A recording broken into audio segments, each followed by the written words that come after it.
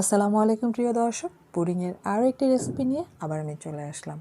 আর pudding হচ্ছে আমাদের সবারই প্রিয় একটি খাবার। আর পুডিংয়ের আরও দুইটি রেসিপি আমার এই চ্যানেলে দেয়া আছে। তারপরও আজকের এই রেসিপিটি হচ্ছে যারা একেবারেই পুডিং করতে পারেন না, একেবারে নতুন, বা পুডিং করতে যেয়ে অলরেডি আপনাদের দেখা যাচ্ছে যে কয়েকবার ফেল হয়েছেন, তাদের জন্য মাত্র একটি ডিম দিয়ে খুব অল্প সময়ে এইরকম একটি পারফেক্ট পুডিং কিভাবে করা যায় তার জন্য দেখতে হবে আমার এই ভিডিওটি শুরু থেকে শেষ পর্যন্ত। আর আমার এই রেসিপি যদি আপনাদের কাছে ভালো লেগে থাকে তাহলে প্লিজ আমার চ্যানেলটি সাবস্ক্রাইব করবেন এবং লাইক ও কমেন্ট করে আপনাদের মতামত জানাবেন। তাহলে চলেন আর কথা না বাড়িয়ে দেখে নেওয়া যাক রেসিপি।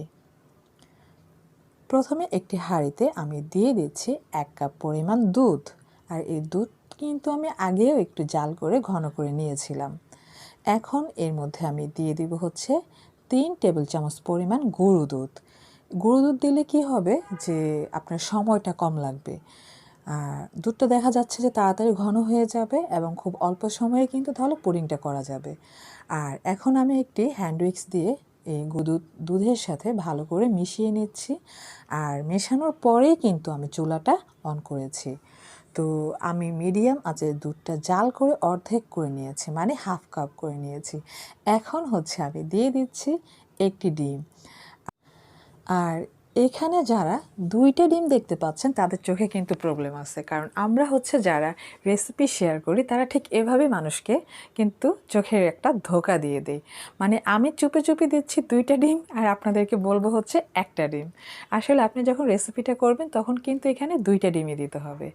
আর এই 2টা ডিমের সাথে আমি দিয়েছিলাম 2 টেবিল চামচ পরিমাণ চিনি আর 1 টিস্পুন পরিমাণ হচ্ছে ভ্যানিলা এসেন্স। এতে করে হচ্ছে যে ডিমের গন্ধটা চলে যাবে আর চিনির জন্য পুডিংটা খেতে মিষ্টি লাগবে। আর এখন হচ্ছে আমি ক্যারামেল রেডি করে নিব। তো পুডিংয়ের বাটিতে আমি দিয়ে দিচ্ছি 2 টেবিল চামচ পরিমাণ চিনি।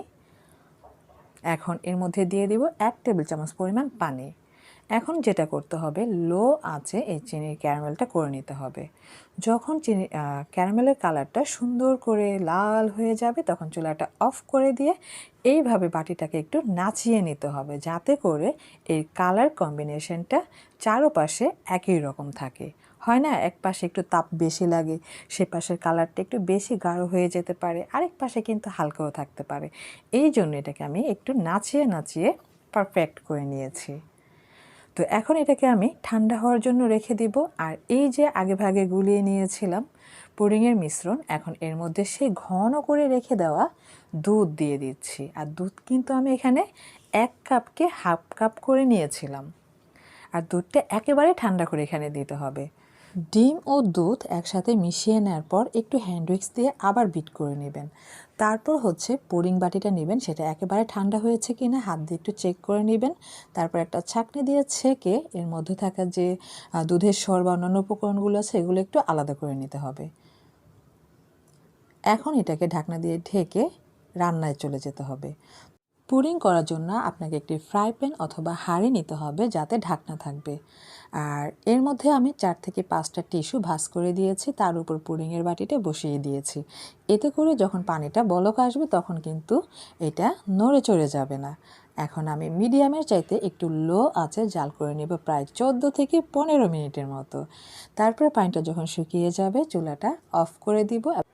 এখন এই ঢাকনাটা খুলে আমি একটি কাঠি দিয়ে চেক করে নিব যে আমার পুডিংটা ঠিক মতো হয়েছে কি না।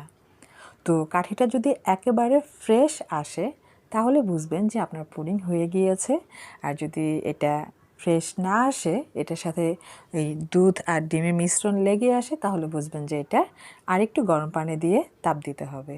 তো এটাকে আমি হচ্ছে ফ্রিজে রেখে দিয়েছিলাম 2 থেকে 3 ঘন্টার মতো, যাতে করে এটা একেবারে ঠান্ডা হয়ে জমে যায়। এখন এটা চারোপাশটা একটা ছুরি দিয়ে ছাড়িয়ে নিয়ে এটাকে মোল্ড আউট করবো এবং আপনাদেরকে দেখাবো এটা কতটা পারফেক্ট হয়েছে। আসলে আমার এই পুডিংয়ের কালার এত বেশি সুন্দর হয়েছে, এটাকে আসলে না খেয়ে আমার ইচ্ছে হয়েছিল এটাকে আমি রেখে দিই। এটাকে দেখব আর এটা ঘ্রাণ নেব, আবার রেখে দিব, দেখব, আবার ঘ্রাণ নেব, রেখে দিব, খাবো না। আপনারা যদি পুডিংয়ের কালার আমার পুডিংয়ের কালারের মতো পারফেক্ট করতে চান, সেক্ষেত্রে আমি এই চিনির ক্যারামেলটা যেভাবে তৈরি করেছি ঠিক সেভাবে আপনাদেরকে করতে হবে। মানে এর কালারটা খুব বেশি গাঢ় করা যাবে না, এতে করে দেখা যায় যে কালারটা কালো হয়ে যাবে। আবার হালকা থাকলেও কিন্তু এরকম লাল টকটকে একটা কালার আসবে না। তো আশা করি যে আমার এই রেসিপি দেখে যারা একেবারেই পুডিং করতে পারেননি বা একেবারে নতুন ফার্স্ট টাইম পুডিং করবেন, তারাও বাসায় সুন্দর এইরকম করে পুডিং করে ফেলতে পারবেন। আর আমার এই ভিডিওটি যদি ভালো লেগে থাকে তাহলে প্লিজ আমার চ্যানেলটি সাবস্ক্রাইব করবেন এবং লাইক ও কমেন্ট করে আপনাদের মতামত জানাবেন। ভালো থাকবেন সবাই। পরবর্তীতে নতুন কোনো রেসিপি নিয়ে আবার আমি চলে আসব। আল্লাহ হাফিজ।